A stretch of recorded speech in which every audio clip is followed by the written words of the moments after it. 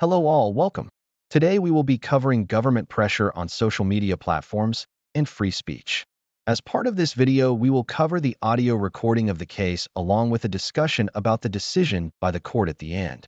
This case involves allegations that officials in the federal government pressured major social media platforms, including Facebook and Twitter, to remove or suppress certain content relating to COVID-19 and the 2020 presidential election. The states of Missouri and Louisiana, along with several individual social media users, filed suit against multiple federal officials and agencies, including the Surgeon General and officials from the White House, the Centers for Disease Control, and the FBI. The plaintiffs alleged that federal officials repeatedly contacted social media companies and demanded that specific content they labeled as misinformation be flagged, restricted, or removed from their platforms. They pointed to documented communications in which White House officials accused Facebook of killing people by allowing vaccine misinformation to spread, and in which government officials threatened regulatory action, such as reforming Section 230 legal protections and pursuing antitrust enforcement against the companies. The plaintiffs argued this pattern of communications amounted to unconstitutional government coercion of private companies to suppress protected speech, effectively turning the platforms into instruments of government censorship in violation of the First Amendment. A federal district court entered a broad injunction against the government, which the Fifth Circuit Court of Appeals largely affirmed.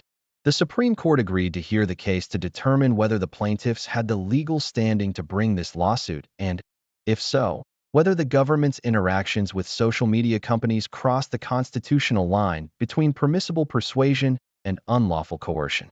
Following is the audio recording of the actual court hearing. We'll hear argument first this morning in Case 23-411, Murthy v. Missouri. Mr. Fletcher. Thank you, Mr. Chief Justice, and may it please the Court. The government may not use coercive threats to suppress speech, but it is entitled to speak for itself by informing, persuading, or criticizing private speakers. Like Bantam Books, this case should be about that fundamental distinction between persuasion and coercion. But unlike Bantam and the case that you'll hear next, this is not a typical suit where a speaker challenges government actions affecting its own speech. Instead, 2 states and 5 individuals are trying to use the Article III courts to audit all of the executive branch's communications with and about social media platforms. That problem has infected every step of this case. Respondents don't have standing at all because they have not shown an imminent threat that the government will cause a platform to moderate their posts in particular. But the lower court still reviewed a vast range of speech by different officials to different platforms about different topics at different times without asking whether it had anything to do with respondents. And the courts then entered a universal injunction restricting speech about any content posted on any platform by anyone and binding thousands of officials, including presidential advisors speaking to the public and FBI agents trying to protect the nation from foreign threats. Even apart from the Article III problem, that injunction rests on 2 fundamental legal errors. First, the Fifth Circuit radically expanded the state action doctrine by holding that even concededly non-coercive communications, like the CDC's public health advice, can transform private platforms' editorial choices into state action. And second, the Fifth Circuit mistook persuasion for coercion. It held that the FBI's communications are inherently coercive because the FBI is a law enforcement agency, a theory that even respondents don't defend in this court. And it held that White House officials engaged in coercion because they used strong language or referred in a general way to legal reforms in response to press questions. If this court reaches the merits, it should reaffirm that government speech crosses the line into coercion only if, viewed objectively, it conveys a threat of adverse government action. And because no threats happened here, the court should reverse. I welcome the court's questions. Mr. Fletcher, is the coercion encouragement framework of Bantam Book the only way to look at this case? So I think there are 2 ways to look at this case. I think one of them is the coercion inquiry, which we think comes from Bantam Books. You can think of that as an aspect of state action because when private parties are compelled to act, as the court said in Halleck, they become state actors. We think that's the right way to think about this case. Respondents in the lower courts have also proposed a different way, the state action way. They've suggested that even absent coercion, the government speech, if it encourages, in some colloquial sense, private action, it can turn that private action into state action. Do we, just so I understand your argument, do we normally apply state action doctrine in cases involving the government or private parties? Both, I think. In some state action cases, you're asking someone is suing a private party and alleging that that private party is bound by the contours of the First Amendment or other constitutional provisions because they're state actors. You see some suits like that look like this, suits against the platforms, suits against Stanford University, which is referenced in its amicus brief here. But you also see suits against the government based on conduct by private parties. That was the case in Blum, and that's the theory that respondents are pursuing. Are there any First Amendment cases? Any First Amendment cases, I'm sorry. Employing state action doctrine. And suing the government. Off the top of my head, I can't think of one. So they're usually things like Medicare or government contracts or relationships like that. Yeah, and I think what that gets at is that it's very unusual, and we don't think it's possible for the government through speech alone to transform private speakers into state actors. We think these cases usually are and ought to be viewed through the Bantam Books type framework, where there's a problem if the government is engaged in coercion, but if it stays on the persuasion side of the line and all we're talking about is government speech, then there's no state action and there's also no First Amendment problem. One final question. You continue to refer to government speech. Just for my edification, what's the constitutional basis for government speech? Yeah, so the court has said, I think, that the government is entitled to speak for itself. It's not a right that comes from the First Amendment. It's a feature of our constitutional democracy. As the court has said, the government couldn't function if it couldn't express points of view. In Walker, the court explained, for example, that the government has to be able to run a vaccination campaign at times of public health crisis. I think that's a major part of what was going on here. So the court hasn't located it in any specific constitutional provision. It's just part of democratic governance. Explain to me what exactly is the injunction doing? Meaning, how is it affecting your speech, the government speech? I know there's a lot of defendants. Yep. There's a lot of agencies. I know that our case law says an injunction just can't tell you to violate the law, and so this injunction might have that problem inherent in it. But the Fifth Circuit injunction is what's before us, correct? Correct. And it says to encourage or significantly to coerce, that's a legal term. Yep. Or significantly encourage, and you're questioning what the meaning of significant encouragement is. And I'm not sure I know exactly what the Fifth Circuit meant, but we can figure that out. Let's just use to coerce social media companies to remove, delete, suppress, or reduce, including through altering their algorithms, posted social media content containing protected speech. How is that harming the government? I want some specifics. I'm happy to do that, and I'll say first, just to be clear, because this court has stayed the injunction, fortunately it's not harming the government now. But there were times when we were getting exactly right. So I think the problem with that, we don't say that the government can coerce private speakers. That is prohibited by the First Amendment. But the problem with the Fifth Circuit's injunction saying don't coerce or significantly encourage is that it comes at the end of 80 pages of legal analysis, holding that the government had done those things by, for example, when the FBI would send communications to the platforms saying, for your information, it is come to our attention that the following URLs or email addresses or other selectors are being used by malign foreign actors like Russian intelligence operatives to spread disinformation on your platforms. Do with it what you will. That, the Fifth Circuit held, is coercive because the FBI is a powerful law enforcement agency. And I think if the injunction were put in place, the FBI would have to think very hard about whether it could continue to do that. Similarly, I think both the Fifth Circuit and my friends have really said that the crux of what they claim was coercion here was what happened in July of 2021 when the Surgeon General, the White House press secretary, and the President himself made statements criticizing the platform's practices on misinformation and false statements about COVID vaccines and calling on them to do better. I think it's really troubling, the idea that those sorts of classic bully pulpit exhortations, public statements urging actors to behave in different ways might be deemed to violate the First Amendment. And I think if the injunction were to go into effect and the President or his senior advisors, the President isn't enjoined, but if his senior advisors, the press secretary or someone else, wanted to talk to the public about other problems like the circulation of anti-Semitic or Islamophobic content on the social media platforms, or the effects they might be having on children's mental health, or national security issues like the anti-Semitic anti-Semitic Osama bin Laden letter that was trending on TikTok at the end of last year that we referenced towards the end of our brief.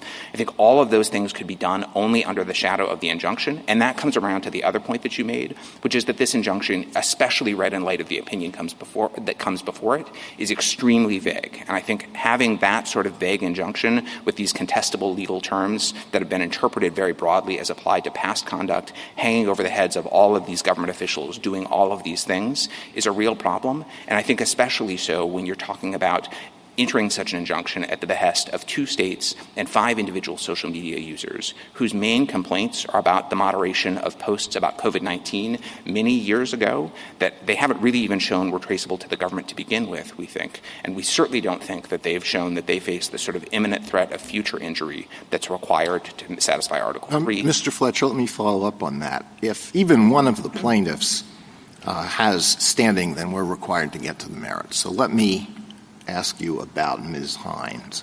And as you just mentioned, she must have faced an imminent threat of future injury at the time when the complaint was filed, and that injury must be traceable to the actions of the government. So in the first part of that, imminent threat of future injury, her Facebook personal account was restricted at the time when the complaint was filed.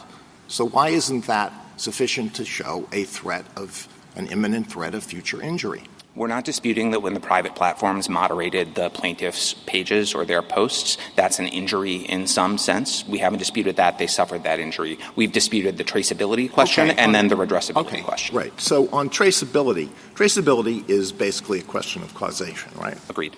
All right. Both the district court found that the injury was traceable to the government's actions. And the Fifth Circuit accepted that finding, reviewed it, and accepted it. So that's 2 lower courts. We don't usually reverse findings of fact that have been endorsed by 2 lower courts. And you haven't attempted to show that it was clear that finding is clearly erroneous. So respectfully, Justice Alito, I disagree with that. I think that the Fifth Circuit and the district court applied too loose a notion of traceability. They didn't try to say this post or any action against Ms. Hines was traceable to any action by the government. They did what the red brief calls a bird's eye view of traceability. They said the government is talking to the platforms a lot. The platforms are doing moderation. And so we'll just assume that all of that moderation is traceable to the government. Well, do you think that it's necessary to identify a single government action and then trace it to a single consequence? Do you think that's required? No, but I think you have to trace some government action to some consequence that befell you. And maybe I could just be specific about this because we challenged this in our opening brief, and the red brief comes back at pages 19 to 21 and offers up what I take to be their best examples of traceable harm. And I invite you to go look at the pages of the record that they're citing, because often what you find is that they're citing moderation of their content that happened either before the challenged government actions to which they're referring or long after. All right, I have looked at that. On the issue of causation, under Malhealthy, are they required to show anything more than the government's action was a motivating factor? I don't know the answer to that in all cases, and I'm reluctant to make sort of broad statements about what the traceability requirement demands in different circumstances. I will say here, we're not disputing that. We're saying that they haven't shown any causal connection between the— Has no effect whatsoever. Right. And both the lower courts were wrong on that. I think they were, because, again, they did this blunderbuss approach where they said the government is talking to the platforms about moderation and the platforms are moderating content. But the platforms were moderating this content long before the government was talking to them. They had powerful business incentives to do the same thing. The acts of moderation were consistent with the platform's own policies. And this is, I think, another telling fact. In those red brief examples that we talked about on pages 19 to 21, some of them involved platforms like LinkedIn that wasn't even the subject of the challenged White House and Surgeon General's office communications with the platforms. Do you think that there are any factual findings with respect to standing that we are required to give clear error review to? I think findings of historical fact, absolutely. We're not fighting that. So the idea that pieces of content were moderated, that the government made certain statements, and if there had been findings that said Facebook deleted this post because of these communications by the government, that would be a factual finding, a historical fact, but there just aren't such findings. Right. I mean, that's what I was really getting at. Are there findings that you concede, That one you have to apply clear error review to. That one you have to do the same. Yeah, we do. And I can't give you a list because there's a lot of facts in this case, but we agree historical factual findings count. What we say don't count are findings that are really characterizations, which is a lot of what my friends are relying on, findings that are about the application of law to facts, which in this constitutional realm we think get de novo review, and then findings that are premised on erroneous legal standards. And So, Mr. Fletcher, I just want to nail down what your views are on the legal standards. Sure. On traceability, you're not disputing that a motivating factor is enough. We haven't made that argument here. That's right. Okay. And then on redressability, what's your view of the legal standard the court should be applying? I think, again, it has to be some showing that I think likely to redress the injury is the standard from Lujan. So it doesn't have to be certain, but you have to make some showing that an injunction against the government will stop the platforms from doing what they want. In Massachusetts versus EPA, we've said likely to some extent. Does that strike you as correct?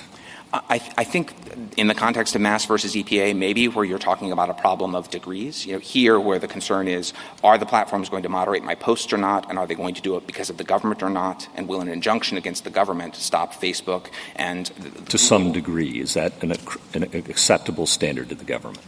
I guess I just want to know what my yardstick that I'm supposed to measure these allegations against, and there's not a lot in your brief about it. So I take likely from Lujan. Yeah. I take to some extent from Massachusetts versus EPA, and I take the statement in Larson that it doesn't have to address every injury. Agreed. You agreed with all of that? Except that to some extent, I think, was there the state's injury was about rising sea levels, and so to some extent means it doesn't have to solve the problem. It has to help it a little bit. This is more discrete acts of content moderation. But do you agree with that standard, though, that to some extent, if they could show that their injury would be remedied to some extent by an injunction, that would be enough? Correct. So if they're likely to face moderation on 10 posts and an injunction against the government would make it 8, that's enough. Okay. And then just flipping back to traceability, I'm sorry, I forgot to ask. The substantial motivating factor obviously means it doesn't have to be proximate cause. Agreed. Okay. Thank you. Mr. Fletcher, when I read all of the emails exchanged between the White House and other federal officials and Facebook in particular, but also some of the other platforms, and I see that the White House and federal officials are repeatedly saying that Facebook and the federal government should be partners. We're on the same team. Officials are demanding answers. I want an answer. I want it right away. When they're unhappy, they curse them out. There are regular meetings. There is constant pestering of Facebook and some of the other platforms, and they want to have regular meetings. And they suggest, they suggest rules that should be applied, and why don't you tell us everything that you're going to do so we can help you and we can look it over. And I thought, wow, I cannot imagine federal officials taking that approach to the print media, our representatives over there. If you did that to them, what do you think the reaction would be? And so I thought, the only reason why this is taking place is because the federal government has got Section 230 and antitrust in its pocket, and it's, to mix my metaphors, and it's got these big clubs available to it. And so it's treating Facebook and these other platforms like they're subordinates. Would you do that to the New York Times or the Wall Street Journal or the Associated Press or any other big newspaper or wire service? So there's a lot packed in there. I want to give you one very specific answer first and then step back out to the broader context. So specifically, you mentioned demanding an answer right away and cursing them out. The only time that happens is in an email that's about the president's own Instagram account. It's not about moderating other people's content. Okay, we'll put that aside. There's all the rest. Constant meetings, constant emails. We want answers. Right. We're partners. We're on the same team. Do you think that the print media regards themselves as being on the same team as the federal government, partners with the federal government? So potentially in the context of an effort to get Americans vaccinated during a once-in-a-lifetime pandemic. And I really think that piece of context, it doesn't change the First Amendment principles, but it's relevant to how they apply here. And I think it's important to understand that at this time, this was a time when thousands of Americans were still dying every week, and there was a hope that getting everyone vaccinated could stop the pandemic. And there was a concern that Americans were getting their news about the vaccine from these platforms, and the platforms were promoting, not just posting, but promoting bad information. I understand all that, and I know the objectives were good. But once again, they were also getting their news from the print media and the broadcast media and cable media, and I just can't imagine the federal government doing that to them. But maybe I'm naive. Maybe that goes on behind the scenes. I don't know. But it struck me as, wow, this is not what I understand the relationship to be. That's all. But I do. I think this is important because I have the same reaction that you do, that these emails look unusual. I think the idea that there'd be back and forth between the government and the media isn't unusual at all. When the White House press secretary on July 16th is asked about this by the press at the time, what she says is, of course we talk to the platforms just the way we talk to all of you when we have concerns about what you're doing, when we have information that you might find helpful. Now, there's an intensity of the back and forth here, and there's an anger that I think is unusual, but the context for that, I think, is that these platforms were saying publicly, we want to help. We think we have a responsibility to give people accurate information and not bad information. And we're doing everything we can to meet that goal. That's where this language of partnership comes from. It's not just from the White House. It's these platforms, which are powerful, sophisticated entities, saying we're doing the best we can. And the anger, I think really most of the anger when you read the emails, and I appreciate that you have because I think you have to look at them in context, the anger is when the officials think that the platforms are not being transparent about the scope of the problem or aren't giving information that's available. Well, let me ask you one more question, and then I'll stop, at least for now. You make a big point in both your brief and your reply that states don't have First Amendment rights.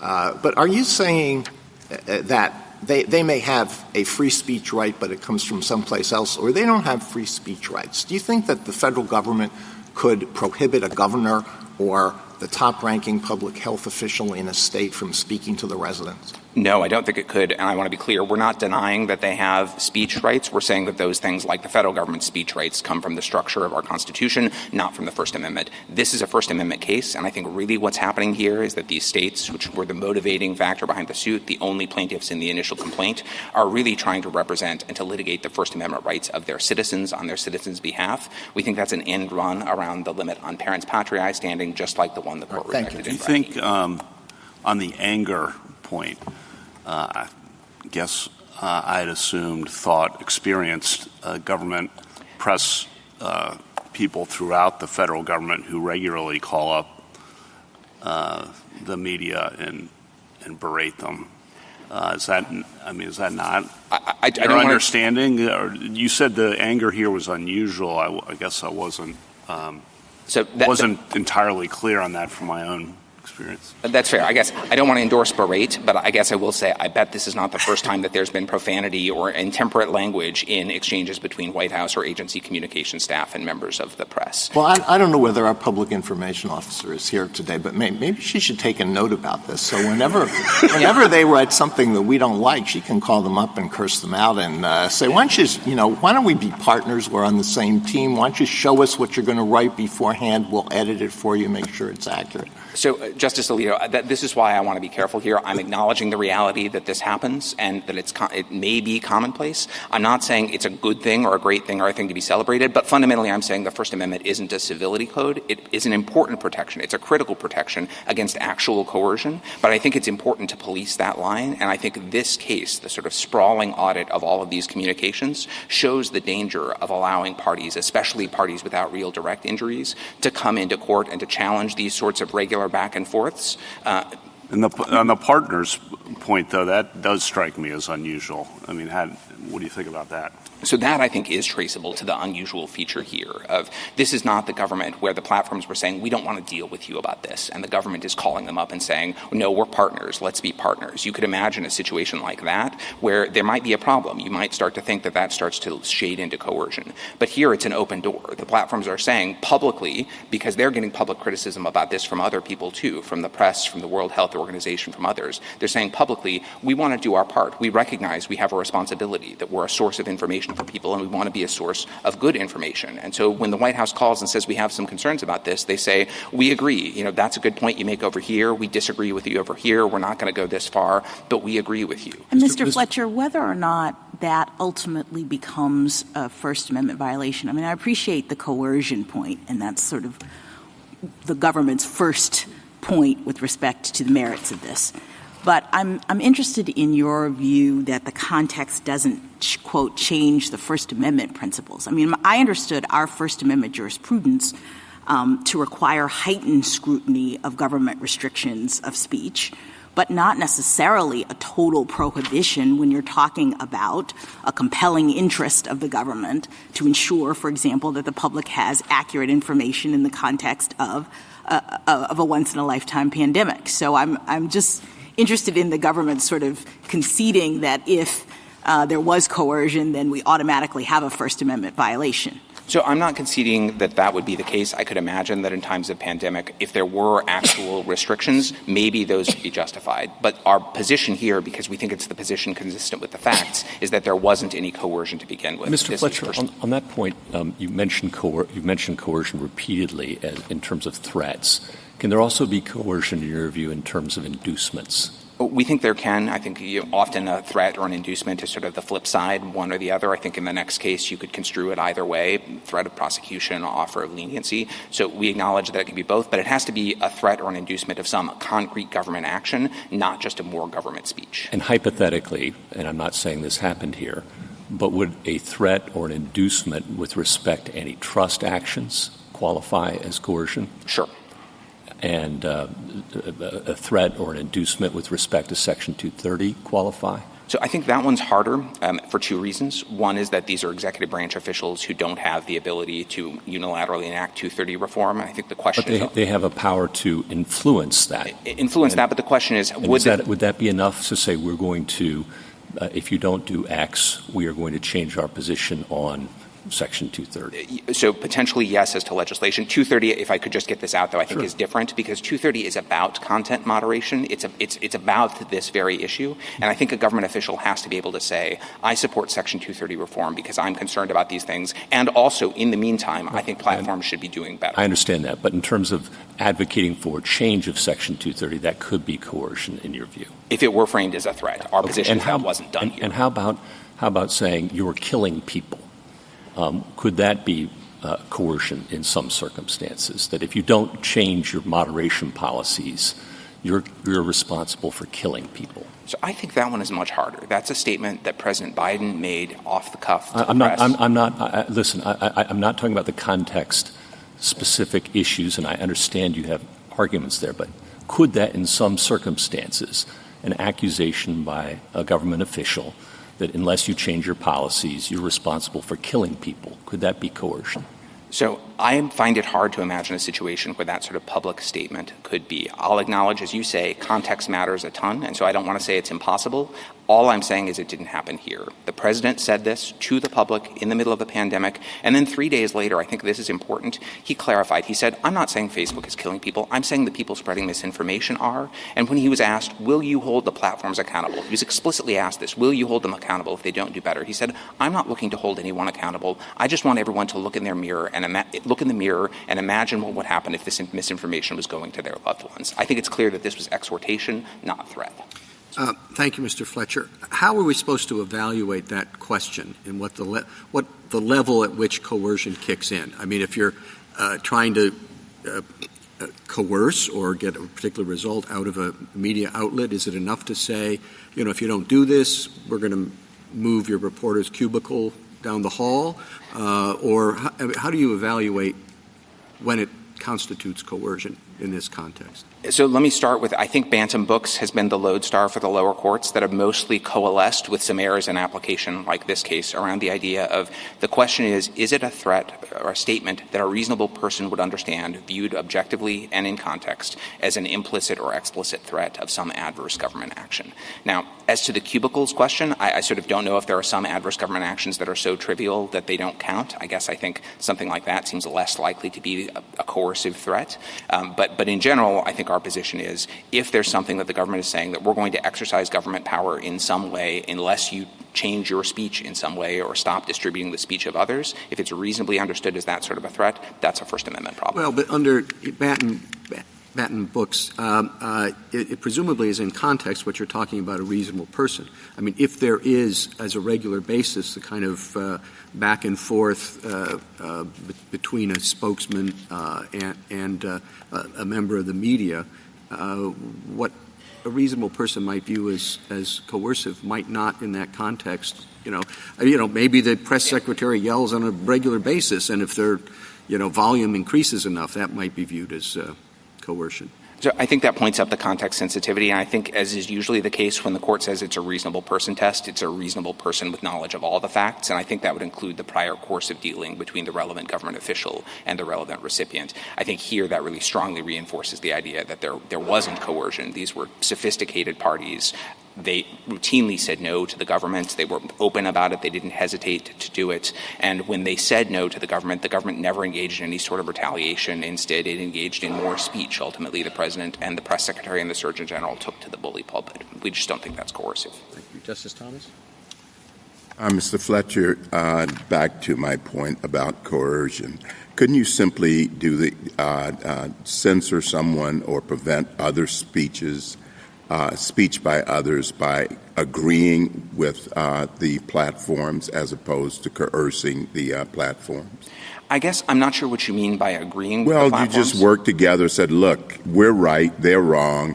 Let's work together. We're on the same team. Let's work together to make sure that this misinformation doesn't gain sort of any following. So I think as long as the platforms are exercising their own independent judgment, that's what the First Amendment protects. It says we don't want the government messing So with you're saying that the government can't censor by coordinating with private parties to exclude other speech? I'm saying that when the government persuades a private party not to distribute or promote someone else's speech, that's not censorship. That's persuading a private party to do something that they're lawfully entitled to do. And there are lots of contexts where government officials can persuade private parties to do things that the officials couldn't do directly. So, for example, recently after the October 7th attacks in Israel, a number of public officials called on colleges and universities to do more about anti-Semitic hate speech on campus. I'm not sure, and I doubt that the government could mandate those sorts of changes in enforcement or policy, but public officials can call for those changes. The government can encourage parents to monitor their children's cell phone usage or internet companies to watch out for child pornography on their platforms, even if the Fourth Amendment would prevent the government from doing that directly. All of those are contexts where the government can persuade a private party to do something that the private party is lawfully entitled to do. And we think that's what the government is doing when it's saying to these platforms, your platforms and your algorithms and the way that you're presenting information is causing harm, and we think you should stop. And the platforms are So you really don't see any difference between the government coordinating with the platforms to exclude other speech and persuading the platforms to do this, to not engage or permit other speech? I guess I'm not seeing it, and I think that what happened here was definitely if you do think there's a difference between those two things, I guess my argument here would be that what happened is on the persuasion side of the line, because you do see that back and forth of the platforms throughout the process saying no repeatedly when they disagree with what the government is asking them to do. And I think that tells you that what was happening here is what the First Amendment protects, which is private speakers making independent judgment, informed by, maybe even influenced by the government. So there's no difference between the platforms meeting and working out an arrangement not to permit certain speech and the platforms working with the government to do the exact same thing. There's no difference. Well, I think if the platforms entered into some agreement amongst themselves, that might raise issues under different provisions of law. The modest point I'm making is just that the government doesn't violate the First Amendment when it persuades a speaker to not distribute speech by someone else. That's Penthouse versus Meese, Judge Silberman's opinion there. That's what happens when the White House press secretary calls up the New York Times and says that was a bad op-ed, you shouldn't run op-eds like that anymore. I think that's commonplace. Justice Alito? On the traceability causation question, under Mount Healthy, if the plaintiffs show that the government's actions were a motivating factor, it is not their obligation, isn't this true, to show that they would not, that the platforms would not have done what they did were it not for what the government did? It would be the defendant's obligation to show that. So I confess, Justice Alito, I'm not sure that the court has ever gotten through whether that burden shifting inquiry applies in the context of traceability as opposed to in a Mount Healthy merits type inquiry. I guess what I'd say is the court has been pretty emphatic that when your injury is attributable to independent choices by private actors, that's not traceable, and our submission is that that's what happened here. Well, wouldn't it be very strange to have a stricter standard on the merits, a less less defendant-friendly standard on the merits than at the standing stage. It seems odd. I mean, one last question really quickly. You've never argued that this case is moot. We have not, no. Thank you. Justice Sotomayor? Counsel, you don't do a lot with Clapper, and it seems that Clapper really does change all of the cases in terms of requiring a heightened traceability standard, does it not? So I think Clapper is very instructive here. We do cite and rely on it. We think it's relevant at traceability. We think it's perhaps most relevant at the sort of the future injury question, because I think we're right about traceability of all of the past moderation of their content that they talk about. But I think we're on even stronger ground in saying that the vast majority of the things they're talking about are about COVID-19 or unusual idiosyncratic stories from the 2020 election, and their burden is to show that they face an imminent threat. That's from Lyons, that's from O'Shea, that the injury is going to recur. That's Clapper too. And what Clapper also says, and this is instructive, is that to the extent they're censoring themselves, which is what they say, in the absence of such an imminent threat of actual government-caused harm, that's not enough for our Can you go back to Ms. Hines' 90-day suspension? I'm not sure if this record is enormous, but do we know exactly what was censored for that 90 days? So that's the problem. I don't think we do, or if we do... I was looking for it and couldn't find it. And when I would go through the red brief, pages 19 to 21, and connect up the dots here, one of the things that's hard is that there's not a lot of specifics about even the dates on when things happen. I guess I will say when the dates are provided, though, they don't line up. The very first example on page 19 of the red brief is, I think it's Ms. Hines, she gets her retweet of Robert F. Kennedy Jr. suppressed by Twitter, and she says, that's an indication that my harms are traceable to the government because the government was talking about Robert F. Kennedy Jr. But she doesn't say that the government's statements happened between January and July of 2021, and the moderation of her retweet happened in April of 2023. Years later, after Twitter had been sold, after it had abandoned the COVID-19 moderation policies that are at issue here, I think that's a strong indication that there's a real traceability problem, and it just gets worse when you look to the forward-looking injury that they have to establish. Thank you. Justice Kagan? On the coercion question, is there anything that we have to review on clear error, or is it all legal? I give you the same answer I gave before. I think historical fact, this statement was made, it was not made. If there were specific factual findings beyond that, again, of historical facts, we'd acknowledge their clear error. But things like this was pressure, this was coercion, we think those are characterizations. And then the ultimate standard, the ultimate First Amendment standard of was viewed objectively and in context to this communicating a threat, we think that's either law or maybe more probably law to facts that gets de novo review the way it usually does in the constitutional realm. And on the past harm, future harm question that you were just talking about, I take it if no future harm, that's independently sufficient. Is that right? Correct. And would there be any difficulties with confining a holding to that if we were to find for you?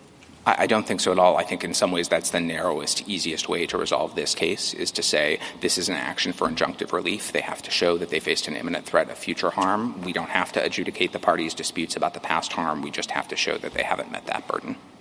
Thank you. Justice Gorsuch?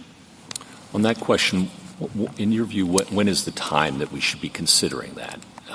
Probably not today, it Correct. seems, right? It would be the time that the court, in the first instance, issued the PI. Is that your view? So I think it might be even earlier than that, just to be candid. Might be the complaint? That might be the complaint. So the complaint for the states is, I think, May of 2022. The individuals get added in August of 2022. The place where I know for sure that the PI matters, though, is whether they've shown a likelihood of irreparable harm, which above and beyond standing is a requisite for injunctive relief. I think that has to be shown at the PI time. At the PI, exactly. Okay, so that's the relevant date. Yeah. Okay. And then when we're looking at coercion, is it in your mind a relevant consideration that the industry is very concentrated and that therefore coordination problems that otherwise might be difficult with the media, which are very diverse, might not be present in some cases? So again, context matters, and I think in some ways the fact that these are very large, very powerful corporations cuts against a finding of coercion because they are very sophisticated. They didn't have any problem. They weren't shy about saying no to the government. I hesitate to say, though, that it suggests that you should change the First Amendment standards. I think the Knight brief is... I'm not suggesting that. The Knight brief does discuss this and says it might be a relevant factor that there's such a concentration that it makes coordination between government entities and private entities easier. Do you disagree with that? I'm not sure whether or not I agree with that, but I think the point is that for our purposes, the constitutional line is between coercion and not coercion. No, I understand that. And so the question... But it's a context-specific inquiry, as we've discussed. Right. You've pointed out one way in which concentration might make it less susceptible to coercion. Do we have to account for the possibility as well that in some circumstances, and I'm not case-specific, it may make coercion easier? So if that were true, you would have to account for it. The reason I'm resisting is because I think the concerns about concentration in the industry go more to the potential effects of coercion if it happened than about whether or not coercion happened at all. I get that. I'm sensitive to that. And the point that I was trying to draw from the Knight brief was the First Amendment isn't the answer to problems of concentration in this industry. I take that point. Thank you.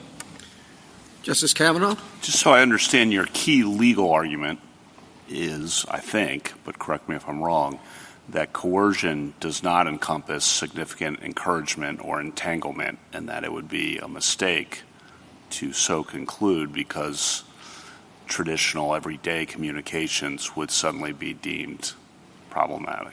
Exactly right. And really that what the lower courts have done here, I think, is to go beyond the coercion test and sort of to openly say we're going to open up this state action encouragement door. And that, I think, risks turning the platforms and lots of other entities that are interacting with the government into state actors and restricting their editorial choices under the First Amendment. By coercion, you mean threat of legal consequences or do you adverse government action? Adverse government action, okay. Then on the killing people hypothetical or not hypothetical, the statement, that raises kind of national security analogies. I don't know what your experience is if you've looked into this, but it's probably not uncommon for government officials to protest an upcoming story on surveillance or detention policy and say, if you run that, it's going to harm the war effort and put Americans at risk. I can't profess to have had personal experience with that. I know it has happened. The Knight brief talks about some examples, and I think that's an example of a valuable sort of interchange as long as it stays on the persuasion side of the line. I think newspapers want to know if they're publishing a story might put lives at risk, and they don't have to listen to the government, but that's information that they can consider in exercising their editorial judgment. If they tack on to that, and if you publish the story, we're going to pursue antitrust action against you. Huge problem, yeah. Right, okay. And then you haven't really described what you think the common interactions are. What do you think those are? At issue in the complaint or No, just forward? In general, Yeah. You're speaking on behalf of the United States. Again, my experience is the United States in all its manifestations has regular communications with the media to talk about things they don't like or don't want to see or complaining about factual inaccuracies. But be interested in what you want to describe about that. Yeah, so I think that's absolutely right, and I won't profess to give you a comprehensive overview. We've looked at this very carefully in the context of these defendants because we've a couple times been under the shadow of this injunction, and so we wanted to understand exactly what would be at stake there. And so I think it comes into a couple of different buckets. One of them is engagement on matters of public policy, and I think that's what was going on here. I think childhood mental health, anti-Semitic speech, Islamophobic speech online are in that category. Those are issues where the White House, the Surgeon General, others might want to make their views known, to use the bully pulpit, to call on the platforms to do more. Another is the national security space. I think the record is clearest there on the FBI providing these foreign malign influence selectors to the platforms for the platforms to take action if appropriate, or briefing them on foreign threats or about terrorist activity happening on the platforms. There's also a domestic law enforcement side of things, child exploitation, other things like that. The platforms are a vector for those sorts of activities, and the government communicates with them about that. There's also election integrity issues, false statements about the times, places, or manners of elections, saying the polls have closed early, don't bother coming to vote in an effort to suppress people's vote, or Democrats vote on Wednesday, Republicans vote on Tuesday. Those sorts of schemes are of concern to the law enforcement entities. And then I think there's also the CDC's interactions, which involve providing advice. By the way, we're seeing a lot of this information circulating on your platform. It's not true, or it's misleading about something that we've put out, or even just answering the platform's questions. I think one of the flavors you get from the amicus briefs on our side of the case is there are a lot of valuable ways where the government has information or expertise that it can offer to private speakers, and it would be a shame to chill that. Thank you. Justice Barrett? So this might be a question about the distinction or the interplay between bantam books and just state action more generally. In Justice Thomas's questioning of you towards the end, he was talking about the distinction between encouragement and coercion. So what if Facebook said, and this is counterfactual, it's not what happened in this case, but what if Facebook said, you know what, we're partners, we're on the same team, this is a once-in-a-lifetime pandemic, and we think it would be most efficient and most helpful for the public good for us to just turn over our content moderation to you. That's not coercion, that's voluntary on Facebook's part, but wouldn't it be state action then? So to me, it starts to veer over, and obviously with all the caveats, state action is incredibly context-specific. I don't want to be definitive, but to me that starts to verge more over into the joint action. We're doing something together. The government is doing things. It's actually making decisions. It's not just advising or persuading the platforms. I think the rubric, that may well be state action, but the rubric would be, I think, more sound in the joint action cases than under significant encouragement, which has never been just us trying to persuade you to do something. How do we consider the relationship between those two things? Because I agree with you, Bantam Books is about coercion and drawing the line there, but clearly there are some times when things veer into the joint action space where we would say that maybe there is state action. And there's a dispute in this case, it kind of comes up in the next one too, about which framework is the right one. What advice do you have? Yeah. So again, I think if I were the court, I would want to be cautious about making too definitive pronouncements. I would say that here what's challenged is the persuasion, exhortation, bully pulpit, provision of advice, provision of information, and that when those things are at issue, the main yardstick is going to be Bantam Books. The main concern is going to be, have you crossed the line from just really trying to persuade to trying to threaten, and that Bantam is the right way to draw that line. I think there are a lot of different amicus briefs from a lot of different parties, like the Chamber and Net Choice. They all agree that's the right line in this context. I think you could reserve and say it'd be a very different question if you're talking about the government and the platforms acting together, turning over operational control, integrating their operations. That's a different case. It might present hard state action issues, but it's just really not the kind of issue here. And not alleged here. Exactly right, okay. Yeah. My other question is about the findings of fact and clear error. So you were pretty insistent with Justice Kagan that we really, to address this standing point, don't have to review any of the district court's factual findings for clear error. And I just want to make sure that that's right, because I'm thinking about things you talked about with, I think it was Justice Alito, the interchange with the expletives, we're getting mad, we want answers now, or, are you whatever serious? Yeah. And that was actually about his own Facebook account. Or there was another change that was exchanged that was actually about somebody impersonating the president's granddaughter on Twitter.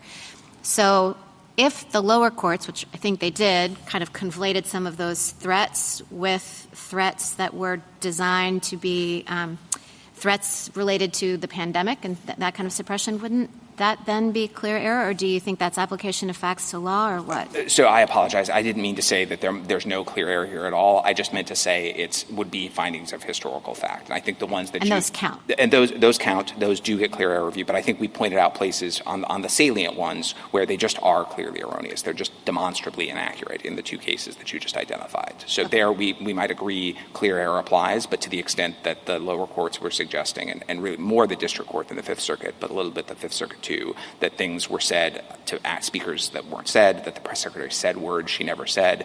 Our argument there would just be that those are clear error. So in considering traceability, you would say that maybe there are some things that we would review for clear error because the erroneous, assuming that you're right, the erroneous conclusions about traceability depended partly on factual errors and then partly on applications of law to fact. And an incorrect legal standard, yeah. Thanks.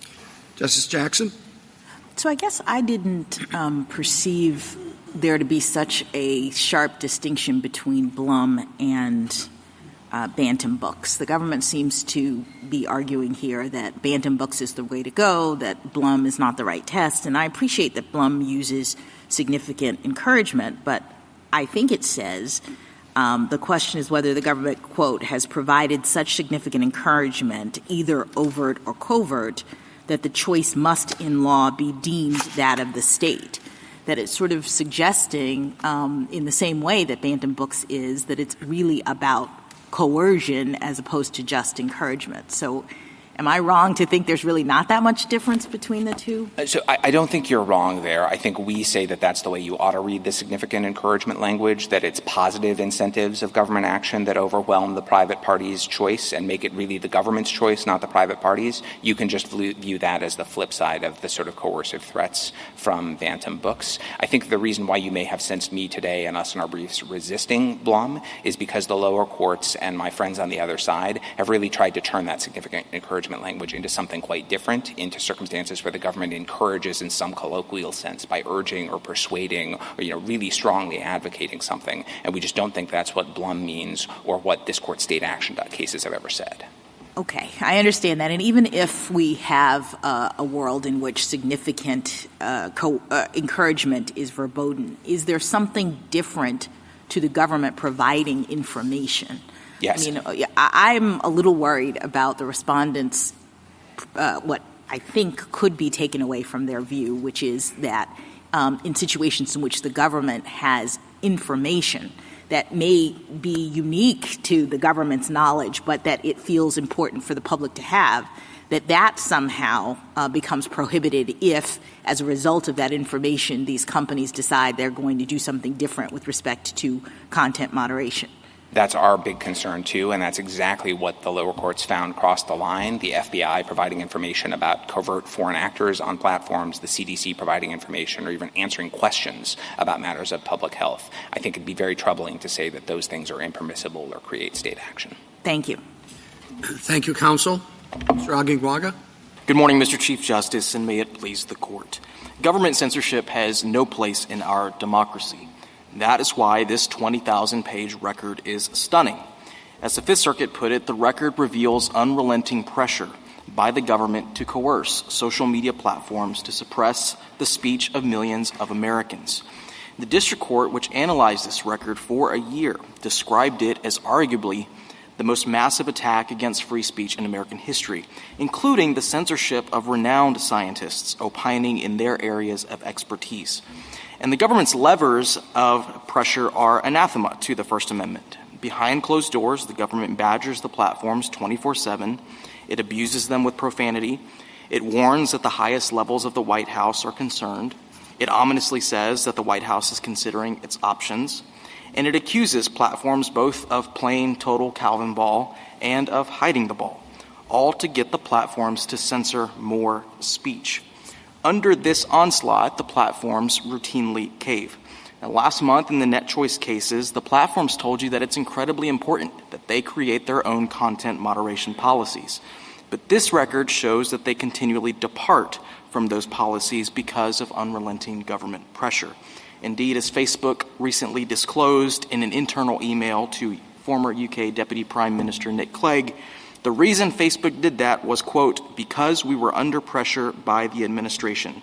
We shouldn't have done it. Now, my friend says all this is constitutional because the government has the right to persuade using the bully pulpit. But the government has no right to persuade platforms to violate Americans' constitutional rights.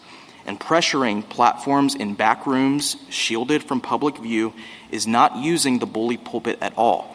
That's just being a bully. I welcome the Court's questions.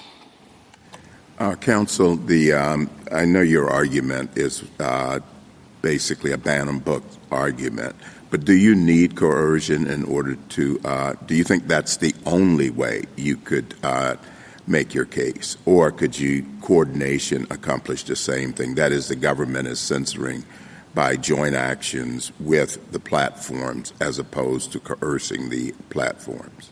Your Honor, we don't need coercion as a theory. That's why we led with encouragement in our red brief. And I would point the Court to what it said in Norwood, which is the court or the government cannot induce, encourage, and promote private actors to do directly what the government can't itself do directly. And that's, I think, the principle that's guiding here, which is regardless of the means that the government tries to use to pressure the platforms to commit censorship against third parties, the Constitution really doesn't care about that. It's the fact that what the government is trying to accomplish is the suppression of speech. And I would say, Your Honor, that's exactly how you address this question in Bantam Books. You asked, did the government set out to deliberately suppress speech? The answer in that case was absolutely yes, and that's absolutely the answer in this case here. And I guess, I would say, when this court considered Bantam Books, one of the key things about the analysis in Bantam Books was that it was an obscenity case. And, the court struggled with whether the states had the right to police the line between legitimate speech and illegitimate speech. And that was why you were talking about coercion in that case. You were asking whether the states I'm went sorry. too far. The reason we were asking about coercion is because the private parties could have chosen on their own to censor that speech. They could have said, we think it's obscene, I'm not going to be involved in this. The only issue became when that choice was overwritten by the government. And so I think you're mixing sort of situations and confusing legal doctrines. No, Your Honor, the fundamental principle, and this comes from Norwood and it's central to this Court's First Amendment cases, its Fourth Amendment cases, that the government can't do indirectly what it's prohibited from doing directly.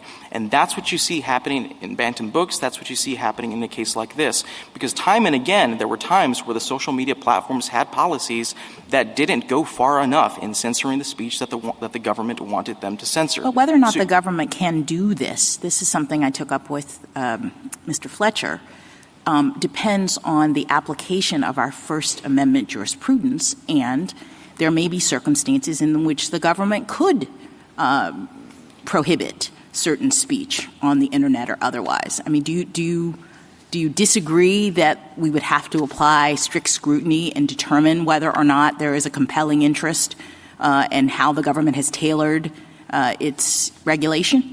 Certainly, Your Honor. I think at the end of every First Amendment analysis, you'll have the strict scrutiny framework in which, in some national security hypos, for example, the government may well be able to demonstrate a compelling interest, may well be able to demonstrate All right, narrow so not every situation in which the government engages in conduct that ultimately has some effect on on speech necessarily becomes a First Amendment violation, correct? Maybe not necessarily, Your Honor. I guess the top line question I would ask is, has the government set out to abridge the freedom of speech?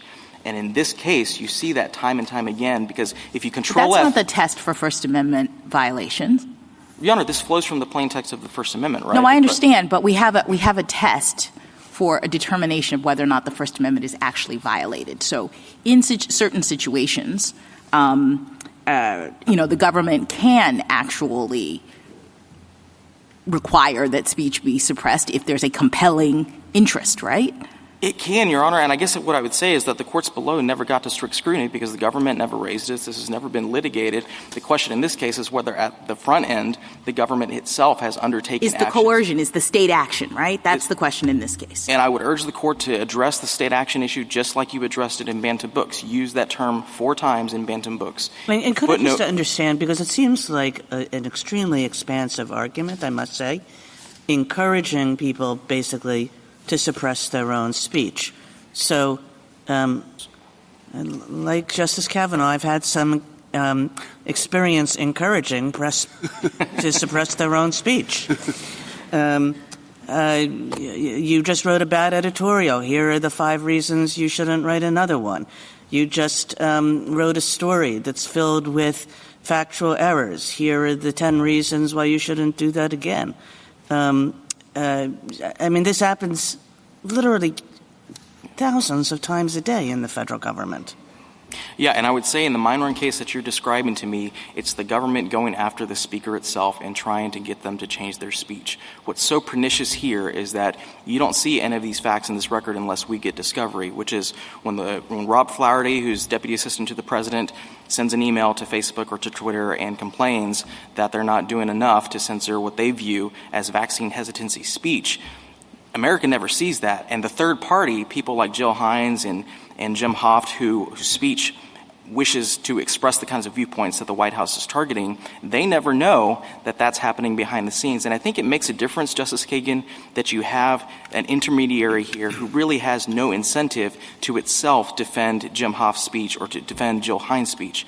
In the New York Times hypothetical, you have a storied publication that itself is familiar with those kinds of op-eds? What about op-eds? Your Honor, and with op-eds, if it's a third-party speech that it's... That happens too, right? And I guess there are a number of ways I would think about that, Your Honor. One is if the newspaper declines to run an op-ed because the government asked, that op-ed author can go to any number of other publications and it has an outlet. It's not the same here, because if I'm on Twitter and I wish to express a viewpoint that the government wishes to censor and Twitter bows to that pressure, then I lose my account. I was just going to say, first, I have no experience coercing anybody.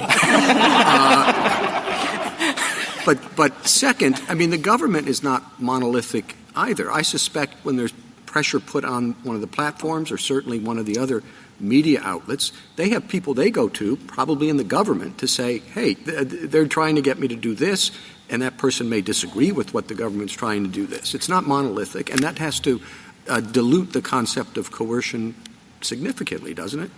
Your Honor, I'm not sure I agree with that, and I guess I'd get back to one of the earlier points I made, which is, whether you call this coercion, if that's the label you attach, you call it encouragement, you call it promotion, you call it inducement.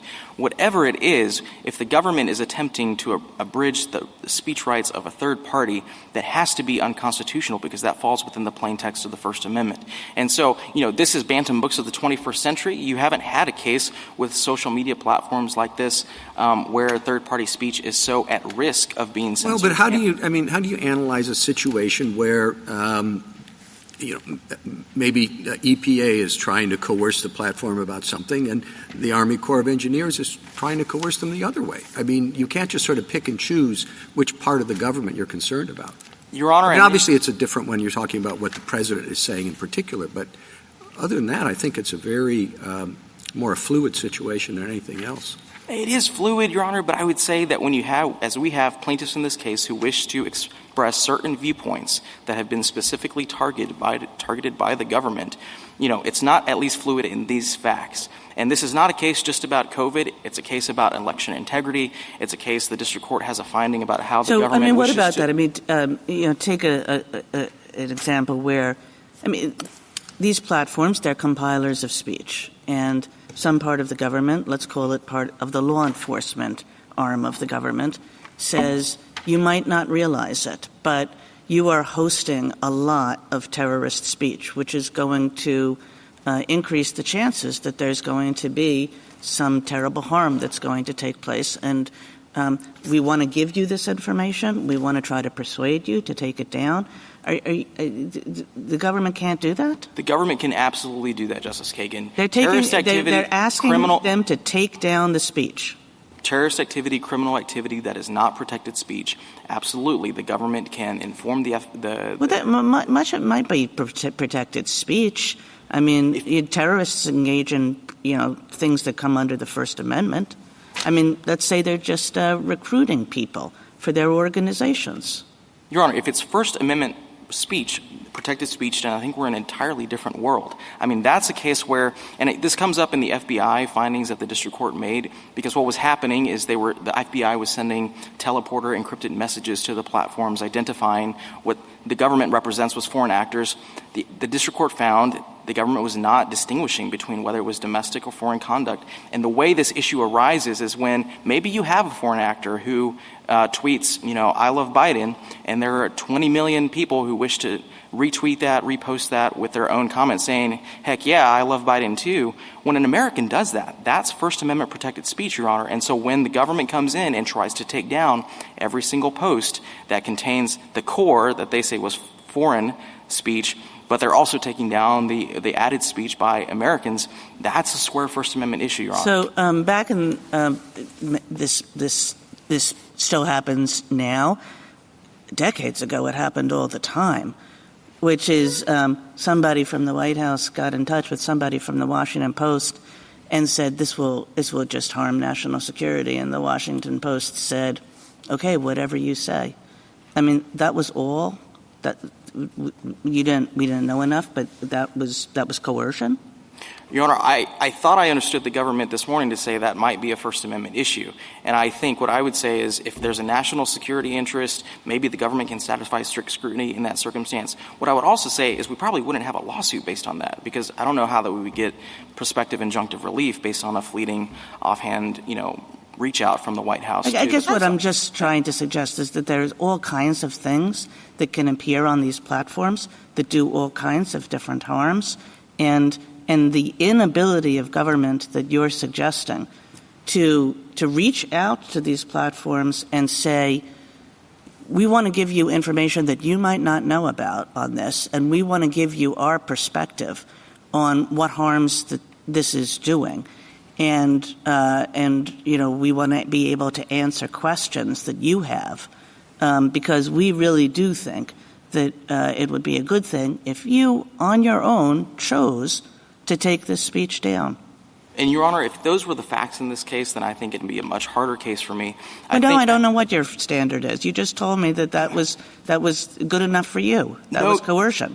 No, Your Honor, because, in that circumstance, you have a platform who's reaching out, or the government reaching out just to identify what it views as the right state of the law, right state of facts. The government, this Court has made clear for a while, since its plurality opinion in Alvarez, that if the government thinks there's false speech out there, the remedy for that is true speech. Nothing prohibits the government from going to that platform and saying, we've seen a lot of false information about election activity and COVID and vaccines and the like. Nothing prohibits the government from saying, here's a list of everything we say is true, that is true in our view, and you should amplify our speech. And anytime that false speech arises, you should put our post right there next to it saying, this is the government's view on this issue. The problem here, and this is, I think you see this in the summer of 2021, after the White House goes nuclear on the platforms, is that the platforms themselves reverse course on their own policies. And you see this in ROA 15322. This is one of the in my view, one of the hottest docs in the JA, because you've got this email from Nick Clegg, who is, former Deputy Prime Minister of the UK. And after all of this pressure for months and months and months, he sends this email to Vivek Murthy, the Surgeon General, and he says, Dear Vivek, thanks for taking the time to meet. I wanted to make sure you saw the steps we took this past week to adjust policies on what we're removing, to take steps to further address the disinfo dozen. We've removed 39 profiles, pages, groups, Instagram accounts. We're continuing to make other accounts harder to find. This is an example of platforms moving beyond what their own policies require because they felt pressure to take more action and to censor more speech. And, Your Honor, if that's not the clearest example of the government... Tell me where you have in the record that the 39 accounts that were taken out, that any of them related to any of the petitioners here? Sure, Your Honor. So what I was give me that site again. What I was quoting to you right now is ROA 15322, and what that email from Nick Clegg mentions is the so-called disinformation dozen. This is a group of people that the government thought was responsible for the majority of so-called health misinformation on social media. Now, in paragraphs 5 and 6 of each of the supplemental declarations in the joint appendix, each of our individual plaintiffs specifically identifies the fact that they follow members of the so-called disinformation dozen. They repost their posts. They engage with their speech. And so when the government, or when the platforms here, in response to the pressure, are taking down contact and accounts related to those individuals called the disinformation dozen, that is necessarily impacting our plaintiffs' right to engage with their speech, to add their own comments. Not that they've taken down any of their posts, but that they took down someone else's posts. That's what this is saying. That's what I was quoting to you right now, Your Honor. I'm not sure how that shows traceability or redressability. In the same vein, I don't think we've ever dispensed standing on the basis of injury to another. Injury to you, but not to another.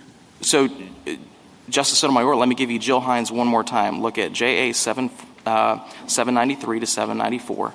This is the tweet it was a screenshot of a tweet that Mr. Fletcher mentioned.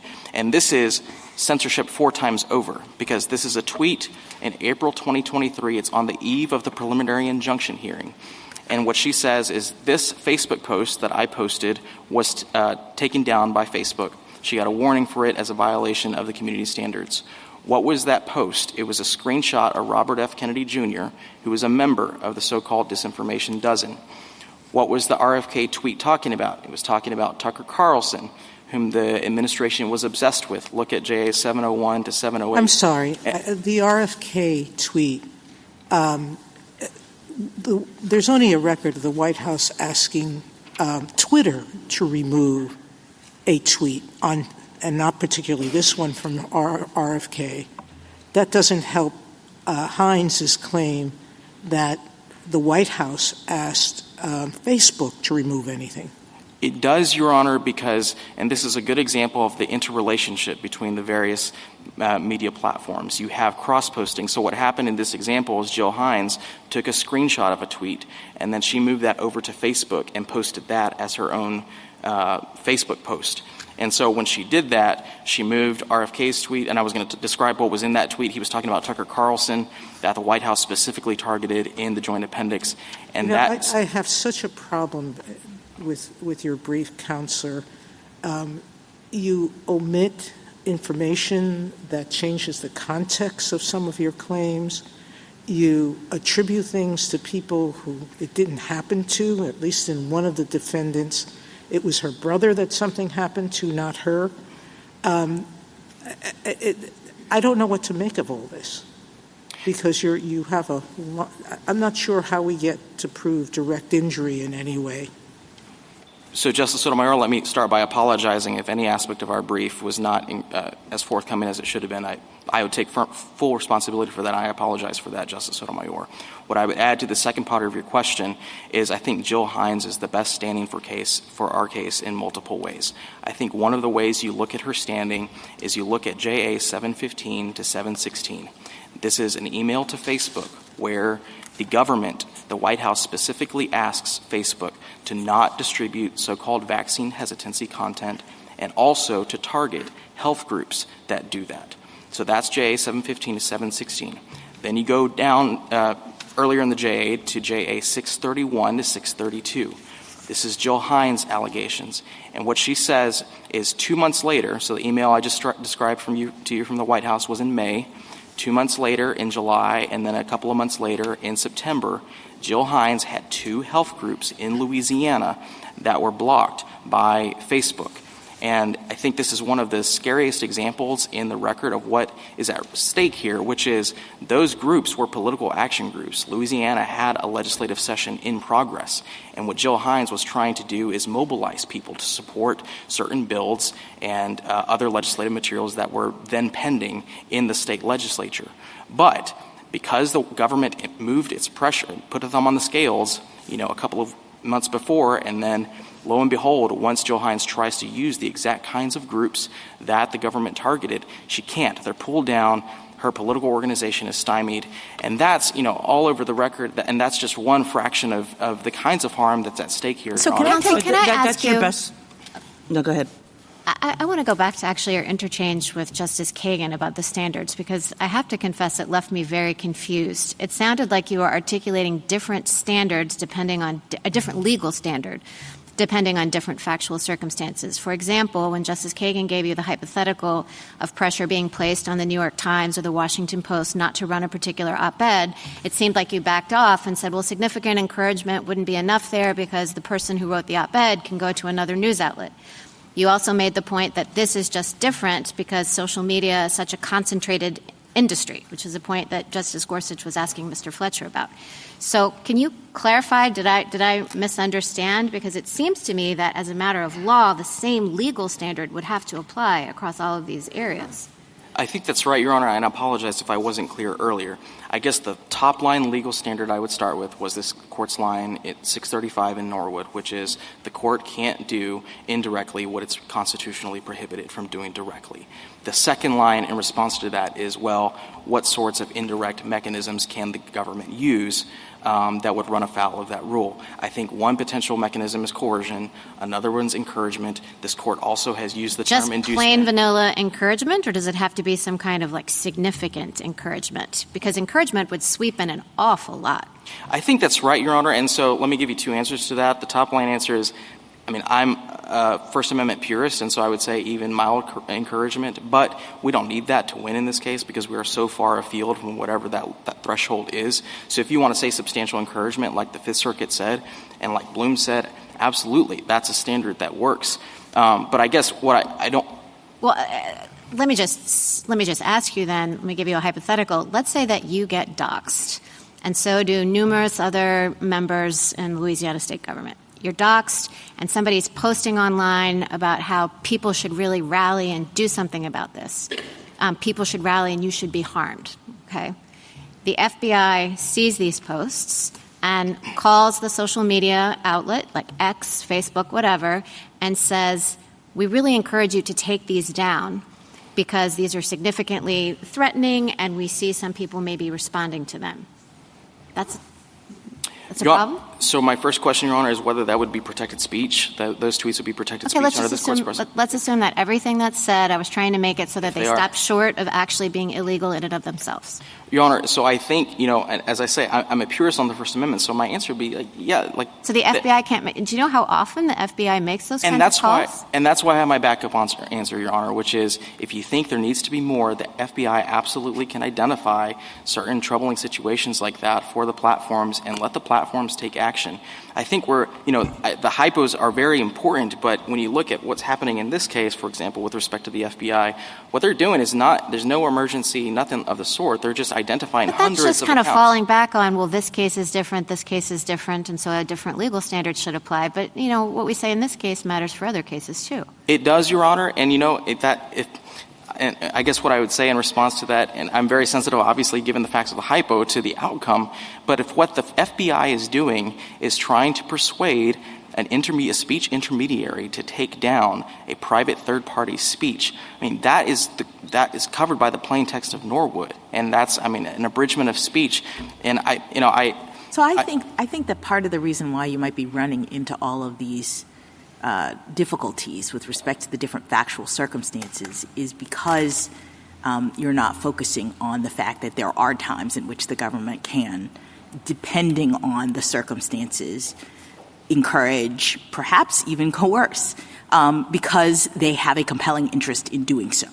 And so that's why I keep coming back to the actual underlying First Amendment issue, which we can isolate in this case and just talk about coercion. But I think that you have to admit that there are certain circumstances in which the government can provide information, encourage the platforms to take it down, tell them to take it down. What about the hypo of someone posting classified information?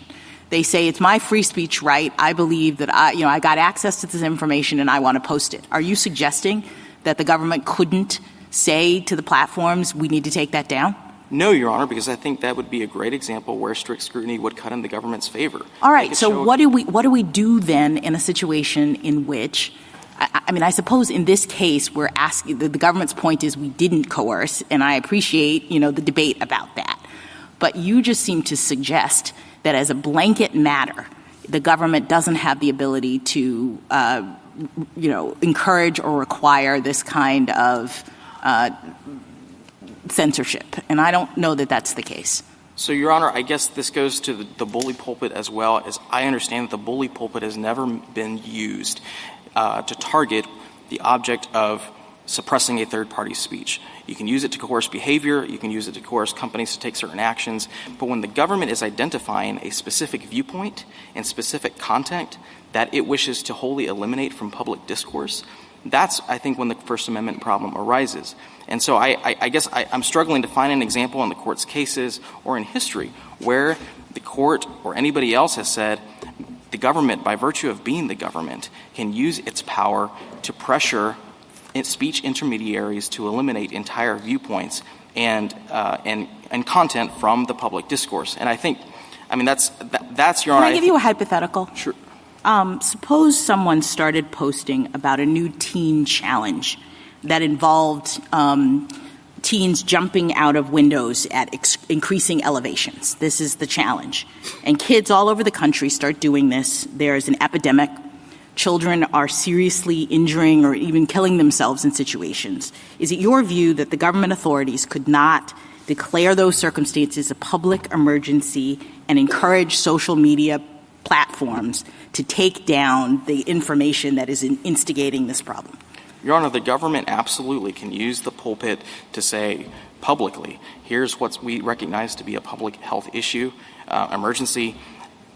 This is obviously extremely terrible, and the public shouldn't tolerate this. The platforms, we see it's going on the platforms. But they can't call the platforms and say, listen, we really think you should be taking this down because look at the problems that it's causing? If it's protected speech, Your Honor, then I think we get closer. But, look, if you think that if that's clearly the way you're asking the question, I understand that the instinct that may not be a First Amendment issue.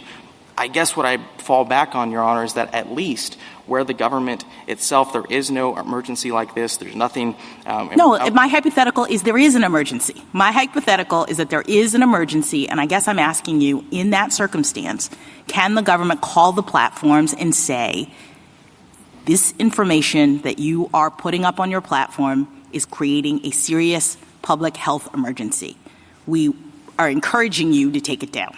I was with you right until that last comment, Your Honor. I think they absolutely can call and say, this is a problem, it's going rampant on your platforms. But the moment that the government tries to use its ability as the government and its stature as the government to pressure them to take it down, that is when you're interfering with third-party speech rights. Well, and remember, Go ahead, finish Your Honor, I was just going to say, even remember that the third party here is completely absent from the conversation. The third party whose speech is being targeted and ultimately censored is absent from this discussion. Well, you don't. Do you think that simply Justice Jackson's hypothetical ended by saying we encourage you to take it down?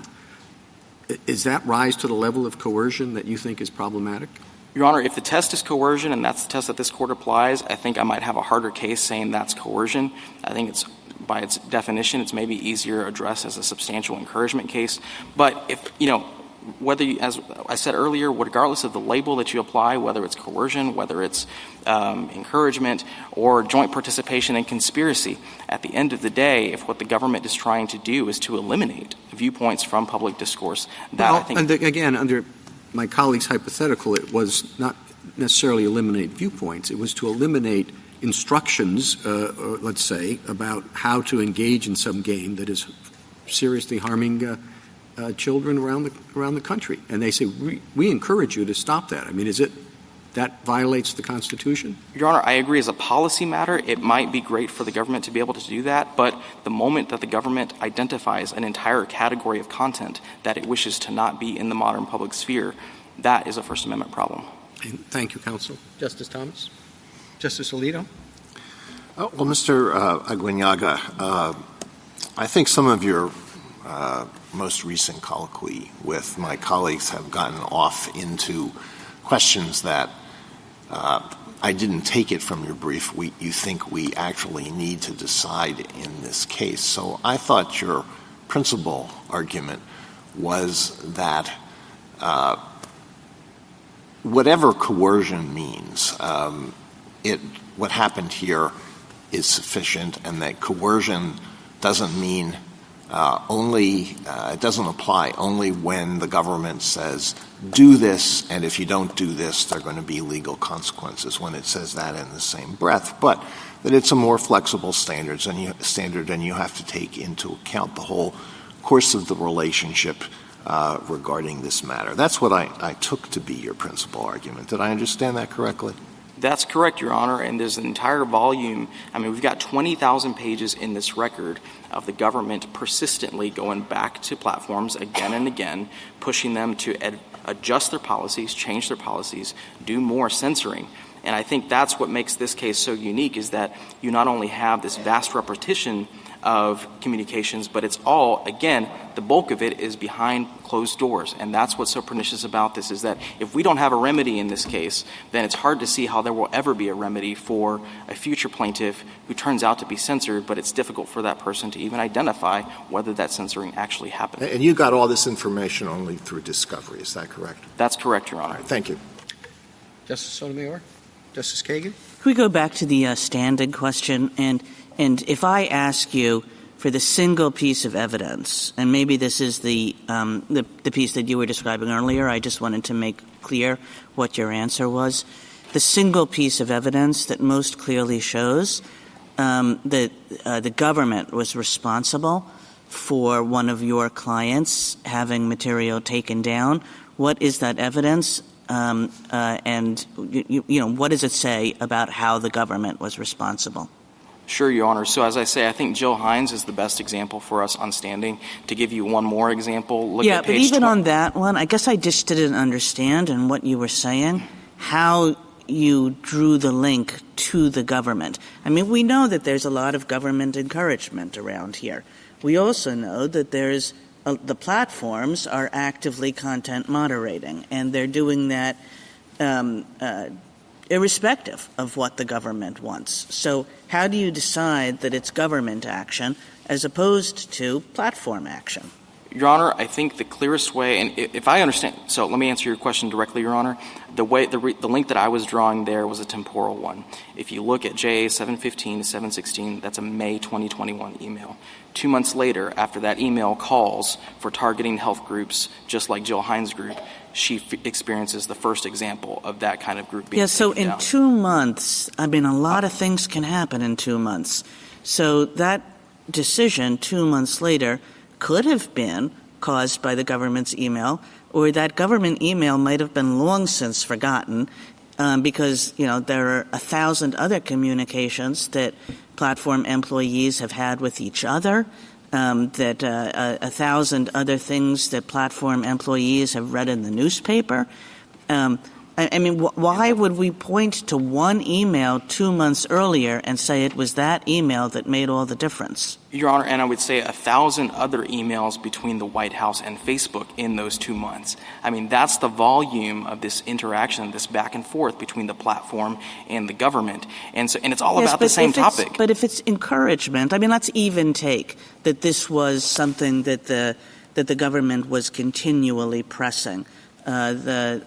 Encouraging the platforms to do. I mean, until you can show that there's something about overbearing the platform's will, which, seems sort of hard to overbear Facebook's will from what I can gather from the world. But, how do you say it's the government rather than Facebook? Your Honor, I guess what I would say is we're in the context in which these communications arise. The Facebook emails are attempting, they say they use terms like partner, they're trying to work with the government. And, you could say the same thing about how do you know it's Facebook, not the government? How do you know it's the government, not Facebook? You could ask it either way. I think what we do know. Well, you're exactly right. I think what we do know. You can say that about pretty much everything that's in your brief, that there's just nothing where you can say, okay, the government said, take down that communication. The government is making some broad statements about the kinds of communications it thinks harmful. Facebook has a lot of opinions on its own about various kinds of communications it thinks harmful.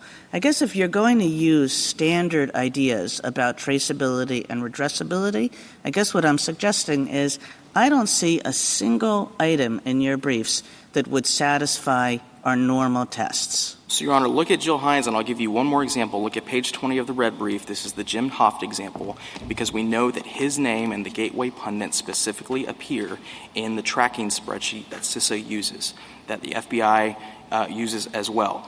And we also know that the EIP, the Election Integrity Partnership that works with CISA, and the district court found this a million times. It said it looks like they have a coordinated effort out to get Jim Hoft. I mean, I think that's our second best example on direct traceability, Your Honor. So if you're not satisfied with Jill Hines, look at Jim Hoft, look at page 20 of the red brief. Thank you. Justice Gorsuch? You've spoken with Justice Kagan about your best examples on traceability. How about redressability, given that by the time that PI came around, we're in 23?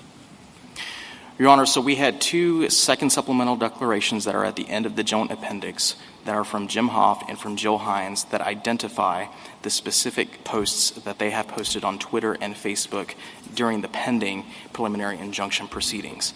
One of the ones we talked about was JA 793 and 794, which is the Jill Hines Facebook post referencing RFK, referencing Tucker Carlson, referencing vaccines. It's turtles all the way down.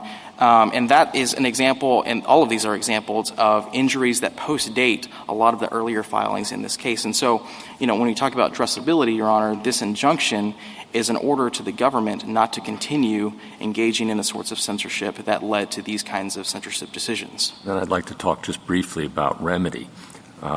This is another example of a universal injunction. And the district court enjoined behavior by platforms that your clients didn't use and enjoined actions with respect to non-parties, not affecting your clients. We've seen an epidemic of these lately. What do we do about it? So a couple of responses to that, Justice Gorsuch. I think one reason the breadth of the injunction is what it is what the Fifth Circuit explained at JA 81 to 83, which is the breadth of the government's enterprise in this case was extremely broad. I mean, when it's identifying, and I had this colloquy with Justice Kagan about whether you can identify them calling out Jill Hines specifically, the reason it's hard for me to do that is because they weren't cutting at that level in the weeds. What they were taking is broader strokes like vaccines are safe for children, calling that claim true, and then having the platforms go out and censor contrary claims. And so the reason you see the breadth of the injunction being the way it is, Your Honor, it's a product of what the government did. Now, if you have concern, every universal injunction case, but your clients are your clients. They're the only ones complaining. And it's their case, it's their controversy, and normally our remedies are tailored to those who are actually complaining before us and not to those who aren't, right?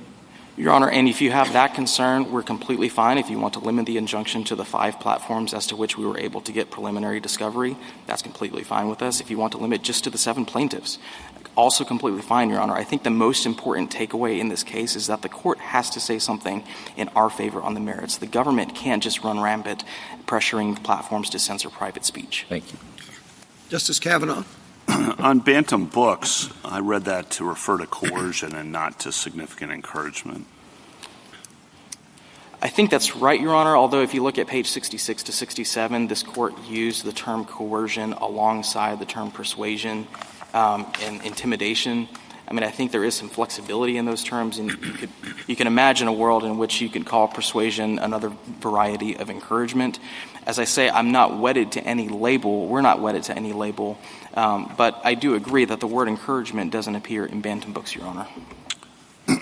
And one thing that I think I want to square up with you is if someone calls and or contacts the social media company and says, what you have there, this post has factually erroneous information. So not a viewpoint that we disagree with, factually erroneous information. And the social media company says, we'll take a look at that. And you still think that's significant encouragement that qualifies as coercion if they take it down in response to it concluding that in fact is factually erroneous? No, Your Honor. If there's no ask from the government, if the government is just saying, here's our view of the statement. Okay, and we think it should be taken down. It's up to you, but we think it should be taken down. Yeah, I think that's a harder case for me. I guess, if you think it's a close case, decide it in favor of the First Amendment. That's the question here. You can't just claim the mantle. What do you think when you say it's a harder case, why do you think it's a harder case? Because I understand the instinct, Your Honor, that just asking very, very politely or just saying very, very politely, we think you should take it down, that shouldn't be a First Amendment problem. But the reality is that when somebody like the FBI or somebody like a deputy assistant to the president makes a statement like that, that statement carries force. That's just the reality. My dear mother is a saint, and if she makes a same statement to Twitter, they don't know her from Adam, they don't care, but they do care if it's the government. Why is that? Is it your assumption that anyone in those circumstances is always implicitly threatening adverse consequences? No, Your Honor, and this is where Bantam Books, I think, is good for us because it says you look through the forms to the substance. And so you look at the substance of the communication and say, well, is what the government doing here, is it trying to effectively suppress a third-party speech? And so if the forms cut one way but the substance cuts the other way... The hypo was about factually inaccurate. Right, factually inaccurate information, and if the government says our view of that is that it's false, they can absolutely say that.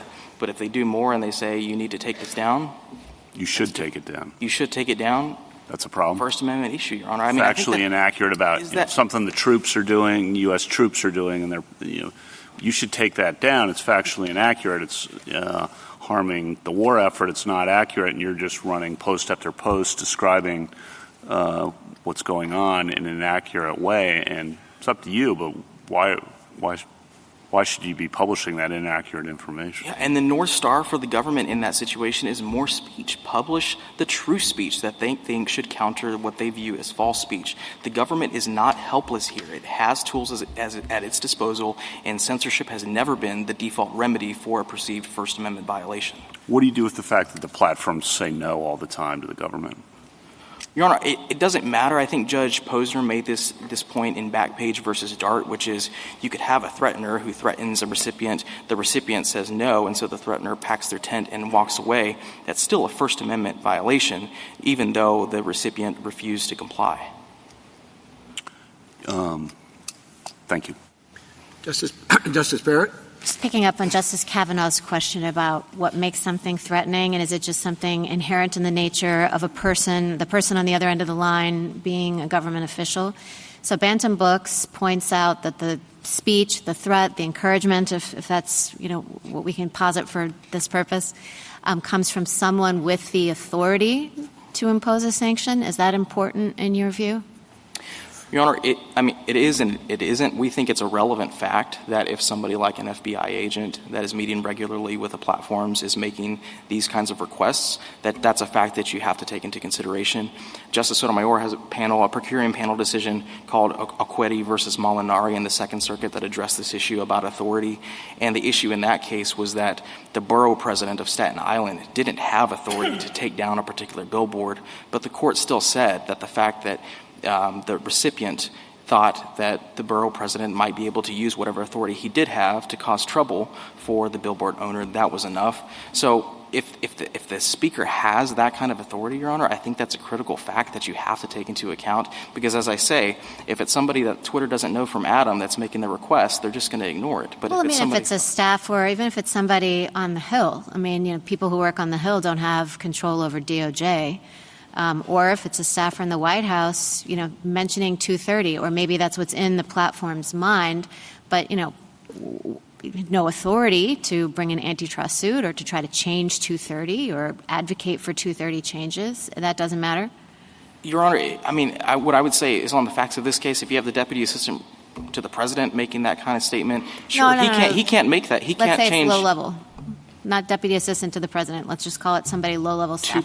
Two people below him. They can't unilaterally reform 230 or promulgate rulemakings, but they can engage in a process that itself is punishment, basically. Imagine being on the receiving ends of Rob Flaherty for 6 months on end, and receiving these kinds of emails. In some ways, it's the adverse consequences that were threatened and that were actually carried out. So we should focus less on authority, or authority can kind of drop out. The point is if it comes from the government, and so there might be some conceivable way in which the government could follow through in some sort of punitive way, that's the relevant inquiry.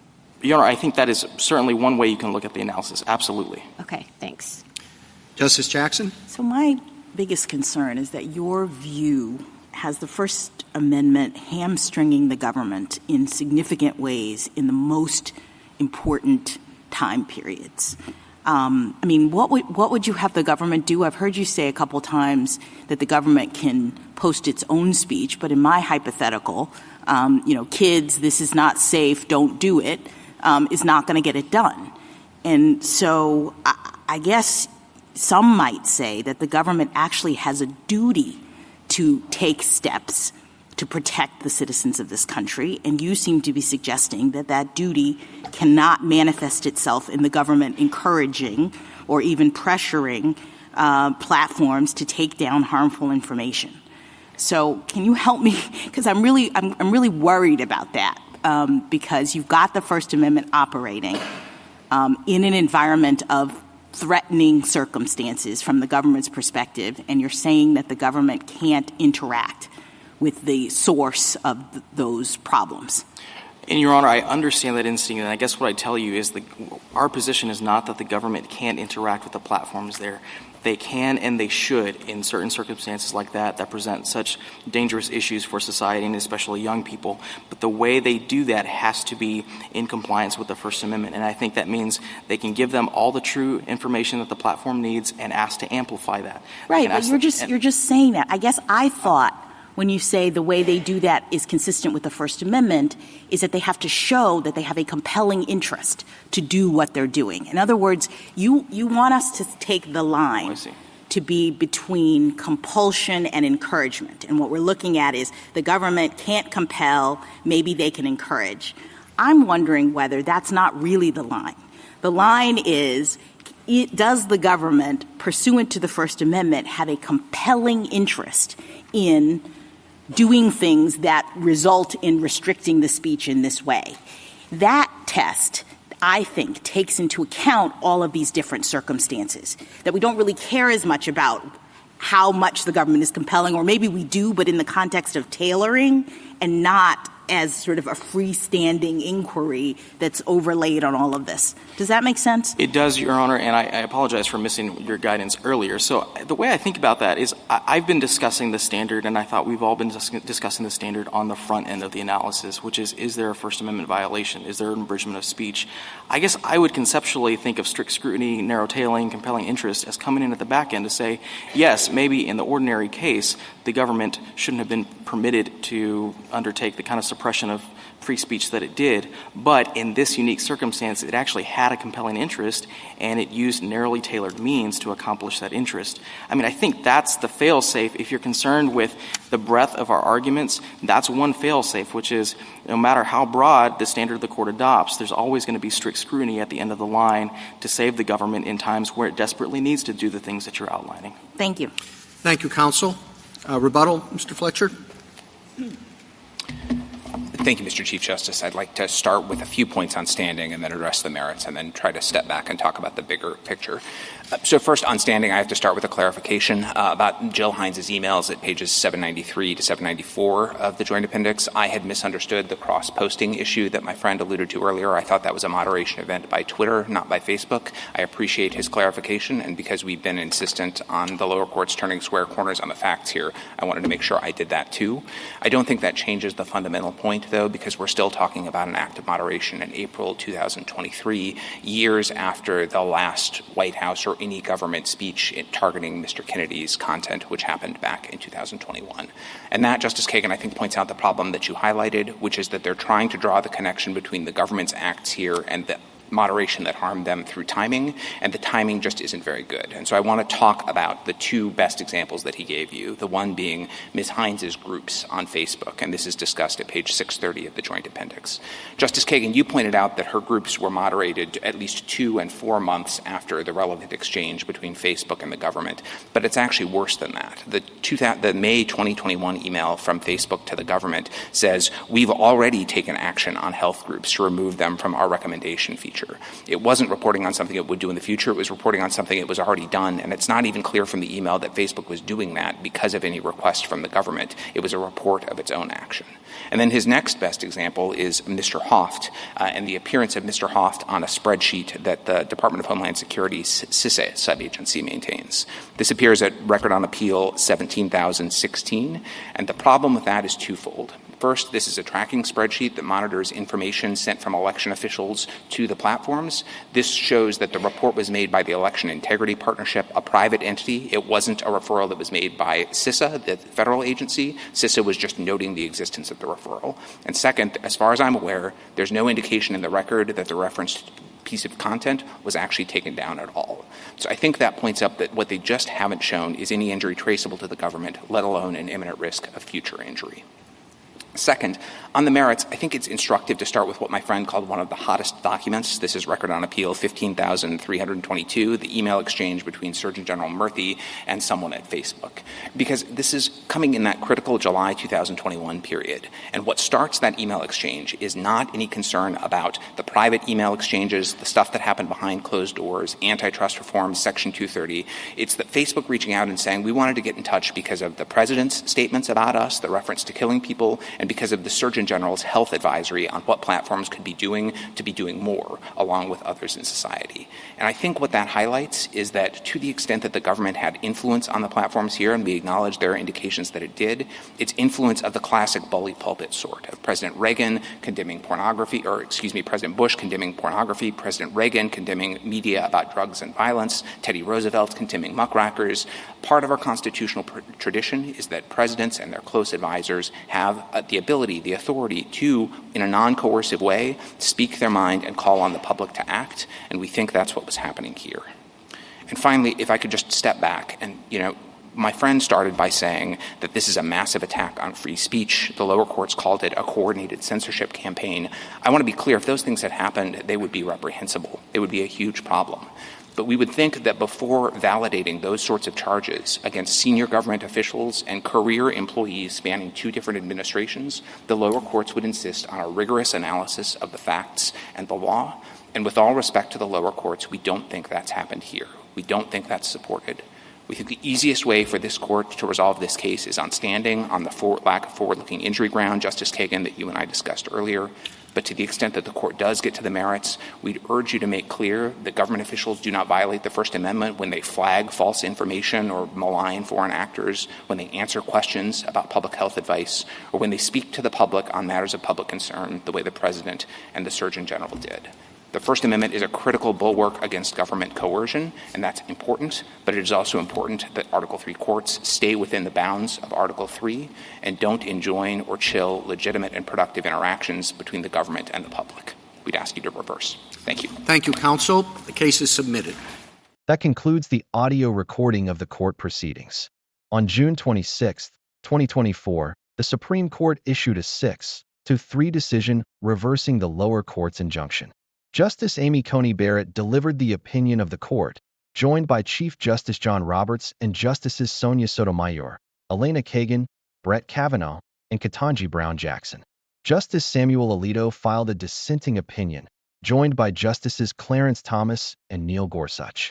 Justice Barrett's majority opinion held that none of the plaintiffs, neither the individual users nor the states of Missouri and Louisiana, had established Article III standing to seek an injunction against the federal government defendants. Because standing is a constitutional threshold requirement for federal courts to hear a case, the court found it lacked jurisdiction to reach the merits of whether the government's communications with social media platforms violated the First Amendment. The majority identified 3 fundamental deficiencies in the plaintiffs' standing arguments. First, the court found insufficient evidence that specific content removals or restrictions on individual plaintiffs' accounts were traceable to particular government officials' communications, as opposed to the platform's own independent content moderation policies. The court noted that social media platforms had independent incentives to moderate content and had begun restricting certain COVID-related posts before the relevant government communications began. Second, the majority found that by the time the lawsuit was filed in 2022, the most intense period of government communications with the platforms had considerably subsided, making future injury too speculative to satisfy standing requirements. Third, even if an injunction were issued against government officials, the platforms themselves would remain free to enforce their own content policies, making the requested relief unlikely to redress the plaintiffs' alleged injuries. Justice Alito filed a forceful dissent, joined by Justices Thomas and Gorsuch, arguing that the evidentiary record demonstrated that the federal government had engaged in a sustained and coercive campaign to pressure social media platforms to suppress disfavored speech. The dissenters contended that government officials combined repeated accusations, implicit regulatory threats, and explicit demands in a way that left platforms with little choice but to comply. Justice Alito argued the majority applied an inappropriately strict standing standard and failed to reckon with one of the most significant First Amendment cases concerning government censorship to come before the court. This concludes this presentation. If you have thoughts on this case and judgment, do comment below the video. Also, to receive notifications of future cases, be sure to subscribe to the channel. Please share the channel link with your friends and peers that you think may be interested in or benefit from it. Thank you.